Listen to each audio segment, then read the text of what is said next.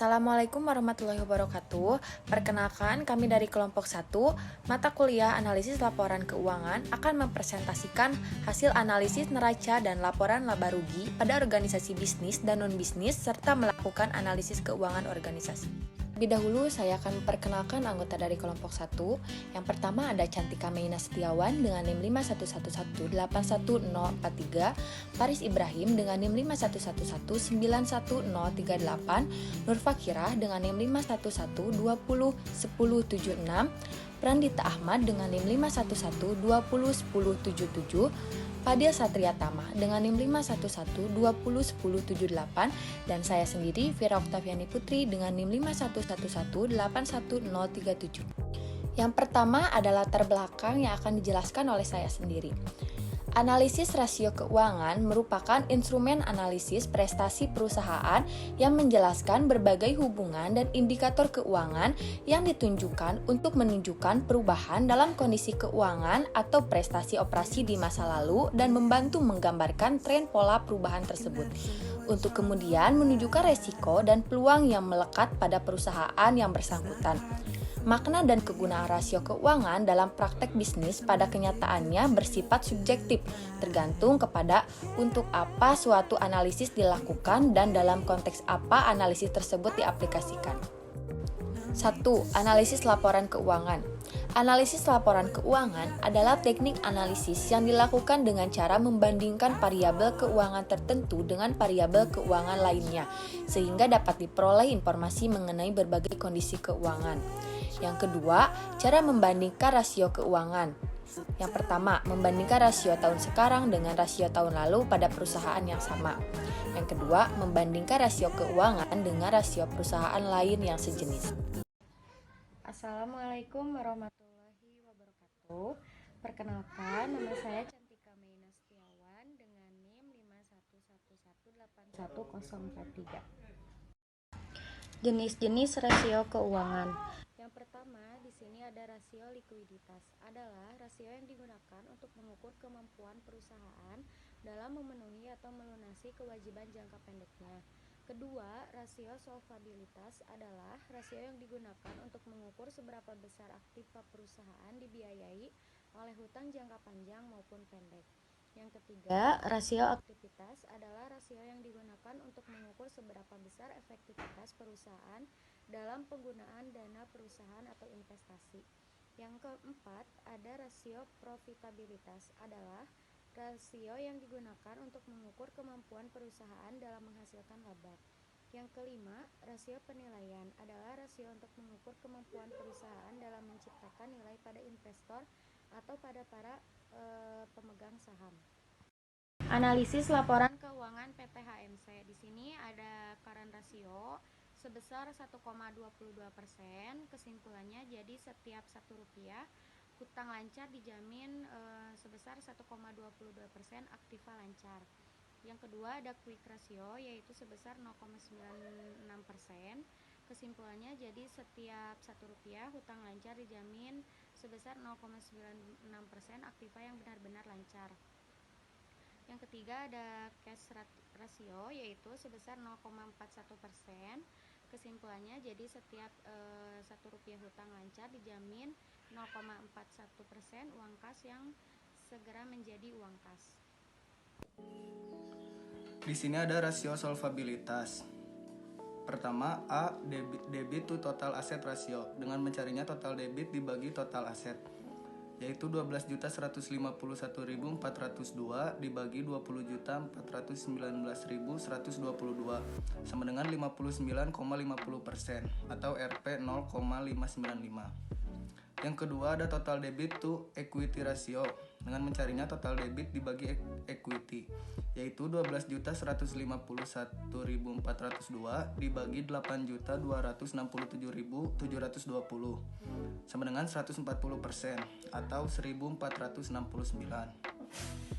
Yang ketiga ada total interest earned ratio, yaitu dengan mencarinya EBIT dibagi interest charge, berarti 1.533.275 dibagi 150.162 sama dengan 13,49 kali. Yang keempat ada long term debit to equity ratio, yaitu long term debit dibagi equity. 4.206.027 dibagi 8.267.720, yaitu 50,87%. Di sini ada rasio aktivitas. Yang pertama, receivable turnover. Dengan cara mencarinya, net credit on sales dibagi average receivable, yaitu 15.162.247 dibagi 1.555.121 sama dengan 9,74 kali. Lalu ada average collection period. Dengan mencarinya, average receivable dikali 360 hari dibagi net credit on sales, yaitu 15.888.617 dibagi 2.693.20, yaitu 5,89 kali. Lalu di sini ada inventory turnover. Dengan cara mencarinya, cost of goods sold dibagi average inventory, yaitu 1.550.121 dikali 360 dibagi 15.162.247, yaitu 36,92 hari. Lalu ada average days inventory. Dengan cara mencarinya, yaitu average inventory dikali 360 dibagi cost of goods sold, yaitu 2.619.020 dikali 360 dibagi 15.888.617, yaitu 61,001 hari. Lalu ada working capital turnover. Dengan mencarinya, net sales dibagi current asset dikurangi liabilitas, yaitu 15.888.617 dibagi 7.430.689, yaitu 2,13 kali. Lalu ada total asset turnover, yaitu net sales dibagi total aset sama dengan 15.888.617 dibagi 20.419.122 sama dengan 0,77 kali.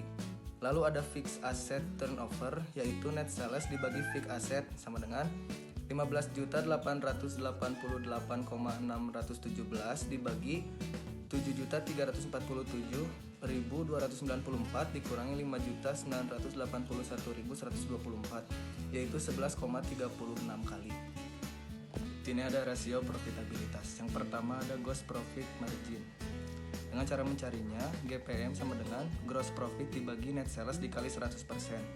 Pada tahun 2019 yaitu 3.907.668 dibagi 15.888.617 dikali 100%, yaitu 20,81%. Jadi setiap satu penjualan menghasilkan keuntungan kotor sebesar 20,81% atau 0,2081. Yang kedua ada operating profit margin. Dengan cara mencarinya yaitu EBIT dibagi net sales dikali 100%. Pada tahun 2019 yaitu 1.533.275 dibagi 15.808.617 dikali 100%, yaitu 9,65%. Jadi setiap Rp1 penjualan menghasilkan 9,65% atau Rp 0,0965 laba sebelum bunga dan pajak. Lalu yang ketiga ada net profit margin. Dengan cara mencarinya yaitu EAT dibagi net sales dikali 100%. Pada tahun 2019 yaitu 676.286 dibagi 15.888.617 dikali 100%, yaitu 4,25%. Jadi setiap Rp1 penjualan menghasilkan 4,25% laba setelah pajak. Lalu ada return on investment, yaitu EAT dibagi total aset dikali 100%. Pada tahun 2019 yaitu 676.286 dibagi 20.419.122 dikali 100%, yaitu 3,31%. Jadi setiap Rp1 total aktiva atau investasi yang dilakukan diperoleh laba bersih sebesar Rp 3,31%. Nama saya Nur Fahira Hernisa, NIM saya 076. Di sini saya akan melanjutkan rasio profitabilitas. Yang nomor 5 ada return of equity atau ROE. Rumusnya ROE sama dengan EAT dibagi equity dikali 100%. Tahun 2019 ROE sama dengan 676.286 dibagi 8.267.720 dikali 100%. Hasilnya 8,17%. Jadi setiap Rp1 modal sendiri yang digunakan diperoleh laba bersih sebesar 0,081817 rupiah. Yang keenam ada return on asset. Rumusnya ROA sama dengan EBIT dibagi total aset dikali 100%. Tahun 2019 ROA-nya sama dengan 1.533.275 dibagi 20.419.122.000 dikali 100%. Hasilnya 7,50%. Jadi, setiap Rp1 total aktiva yang dioperasionalkan diperoleh laba usaha sebesar 0,0750 rupiah. Yang ketujuh, ada earning per share. Rumusnya EPS sama dengan EAT dibagi jumlah lembar saham dikali 100%. Tahun 2019 earning per share-nya sama dengan 676.286 dibagi 1759,56. Hasilnya 384,34 per lembar saham. Jadi setiap Rp1 lembar saham menghasilkan 384,34. Analisis indeks itu cara pengerjaannya tahun 2019 dibagi tahun 2018 dikali 100%. Yang total aset lancarnya hasilnya 106,9%. Yang kas dan investasi jangka pendeknya hasilnya 107,60%. Yang kas dan setara kasnya hasilnya 110,53%. Begitu seterusnya sampai beban harus dibayar sebanyak 117,69%. Selanjutnya akan dijelaskan oleh teman saya. Terima kasih. Saya akan menjelaskan yang tadi sudah dijelaskan oleh Kira tentang analisis indeks. Cara pengerjaannya tahun dasar dibagi tahun sebelumnya, yaitu tahun 2019 bagi tahun 2018 dikali 100%. Contohnya 7.236.647 dibagi 1.473.624 dikali 100% yang hasilnya 119,16%. Sama yang semuanya cara penghitungannya sama kayak begitu. Jadi kesimpulannya berdasarkan laporan angka indeks di atas bisa dilihat semua elemen mengalami kenaikan, tapi total saham biasa beredar mengalami penurunan.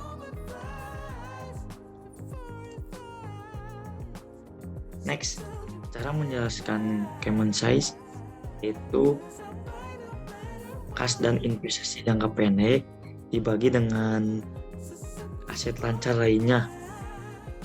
Jadi 2018 itu investasi jangka pendeknya 2.657.395 dibagi dengan 358,234. Yang 2019 2.469.665 dibagi dengan 291.006 dan seterusnya begitu. Next.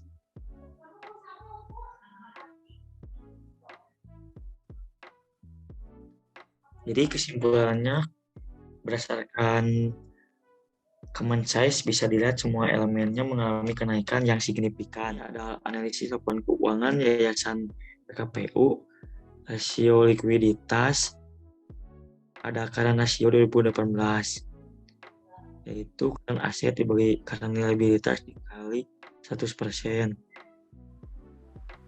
33 049 839 221 dibagi 723 1442 398 dikali 100 hasilnya 4,5702969618 kali 100 dibuletin jadi 4,57%.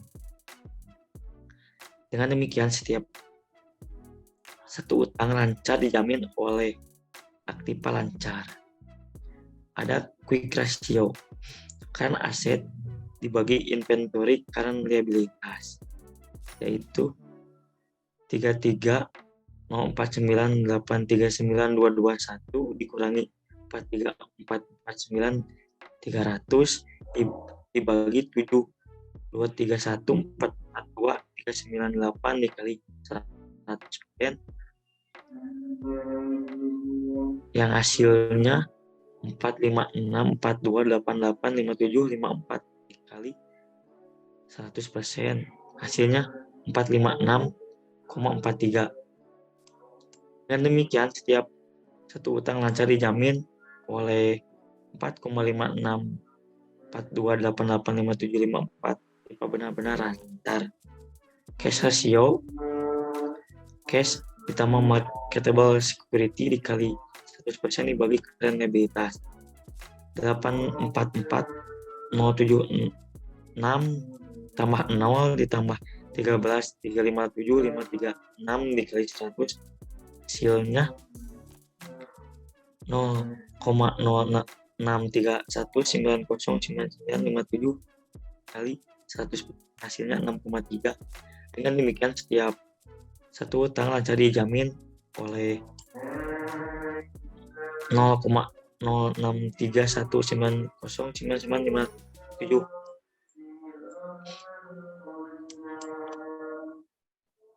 Yang rasio solvabilitas total aset ratio total debt dibagi total aset dikali 100 7231442 398 dibagi 46920 132336 dikali 100 sama dengan hasilnya 0,15412221654 kali 100% artinya 15,41%. Total aset yayasan dibelanjai oleh hutang sebesar 15,41. Setiap satu total Aktiva menjamin 0,1541221 total hutang. Total debt to equity ratio 2018 total debt dibagi quality dikali 100 7231442 dibagi 39688 dikali 100 hasilnya 0,18175057994 dikali 100% hasilnya 18,17. Perusahaan mempunyai sumber dana yaitu 0,187505794 dari modal dan total utang. Time interest earning ratio EBIT dibagi interest time dikali 100. Long term debt to equity ratio long term debt dibagi equity 078. Baik, untuk memberikan waktu saya akan melanjutkan dari presentasi dan rekan-rekan saya sebelumnya, yaitu akan memasuki ke bagian rasio aktivitas. Di receivable yang pertama ada receivable turnover pada tahun 2018. Di sini tertulis bahwa net credit on sales dibagi average receivable. Nah, itu termasuk dalam rumus untuk mencari receivable turnover. Nah, untuk dari angkanya itu ada 107.05477,603 dibagi 077,577,6602. Nah, sama dengan jumlah totalnya itu 213,104.89878,236 kali. Nah, dengan demikian pengumpulan piutang selama setahun berputar sebanyak 231 kali. Lalu lanjut lagi ada average receivable collection periode 2018, yaitu dengan rumusnya 360 dibagi receivable turnover.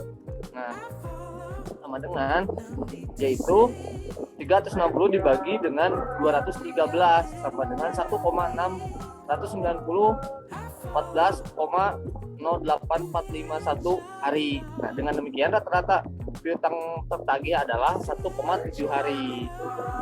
Nah, lalu ada juga ya inventory turnover dengan rumusnya itu cost of goods sold atau average inventory. Nah, dengan masuknya angkanya yaitu 202,130,584,484 dibagi 43,499,400 sama dengan 4.646,878,4463 kali. Nah, dengan demikian persediaan selama setahun berputar sebanyak 4.646,8 kali. Nah, average days inventory yaitu persediaan pada hari ini pada tahun 2018 360 dibagi inventory turnover sama dengan jumlah setahun itu bagi dengan 360 dibagi jumlah setahun. Nah, dengan total jumlahnya yaitu 0,077469351 sama dengan 1. Dengan demikian persediaan donasi disimpan selama 1 hari sebelum dibagikan. Di sini ada juga working capital turnover tahun 2018 yaitu dengan cost sales dibagi current asset dikurangi current inventory. Nah, dengan angkanya yaitu 107.054.77063 dibagi dengan 33.049,839,2 dikurangi 7.291 dengan jumlah totalnya yaitu 7,245,0. Nah, dengan demikian modal kerja berputar sebanyak 7,25 kali selama 1 tahun. Nah, ada juga fixed aset turnovernya pada tahun 2018 yaitu dengan rumusnya net sale dibagi dengan aset sama dengan 107,054 dibagi dengan 17,070 sama dengan 134,834. Nah, dengan demikian aktiva tetap berputar selama setahun sebanyak 134,83 kali. Nah, ada juga rasio aktivitas selanjutnya itu total aset turnover tahun 2018 itu net kreditas on sales dibagi total aset sama dengan 107,047,603 dibagi dengan 46,920 sama dengan 398666663. Baik, saya akan melanjutkan ke common size Yayasan PKPU yaitu yang pertama pada tahun 2018 seperti yang kita lihat yaitu ada kas dan setara kas yaitu dengan jumlah 34.782,490 dibagi dengan 39.253,614 dengan jumlah 66,04%. Lalu di tahun 2019-nya itu 24.041.293 dibagi dengan 33.049.839 dengan jumlah total yaitu 51,24%. Nah, lalu kita lanjut lagi ke aset tidak lancarnya yaitu investasinya dengan nilai 3.884.278 dibagi dengan 52.665.486 yang menghasilkan jumlahnya itu 7,22%. Lalu di tahun 2019-nya itu 3.939.344.814 dibagi dengan jumlah aset 46.920.132.336 yang menghasilkan jumlahnya yaitu 8,40. Nah, next.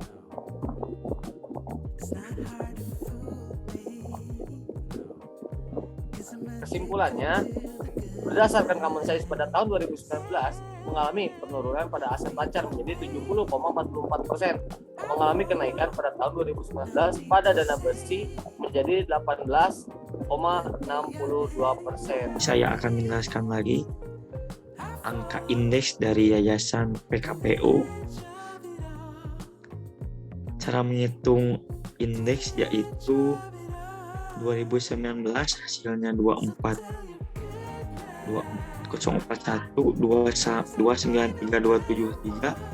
dibagi 2018 yang hasilnya 34,782490721 jadi 100% yang hasilnya itu 44,68. Yang investasi yang 2019 39393444 dibagi 38004278 dikali 100% yang hasilnya 96,47%. Kewajiban juga sama, dari 2019 hasilnya sama 2018 hasilnya dikali 100%. Lanjutnya akan dijelaskan sama teman saya. Kembali lagi bersama saya Fadil. Ya. Nah, di sini seperti yang telah kita tahu ya, seperti yang tadi kita katakan kita. Di sini telah kita ketahui sesuai dengan kesimpulannya, yaitu berdasarkan angka ini atas dari slide 20 dan juga pembandingan dengan slide 21 mengalami penurunan dari 112,24% jadi 91,45% dan mengalami kenaikan yang signifikan menjadi 134,93%. Bahwa di sini menunjukkan secara dengan growth of term-nya bahwa adanya kenaikan yang lebih signifikan sebetulnya pada tahun 2019, tetapi ini juga bisa membuktikan suatu adanya kekurangan di tahun berikutnya ataupun di tahun sebelumnya. Seperti saya tutup seperti apa yang telah ditunjukkan oleh Ki Hajar Dewantara, bahwa kita berpendidikan ataupun kita belajar itu untuk jiwa yang sehat dan juga rohani yang berbahagia. Sekian dari kelompok 1. Mohon maaf masih banyak kesalahan. Akhirul kalam. Wassalamualaikum warahmatullahi wabarakatuh.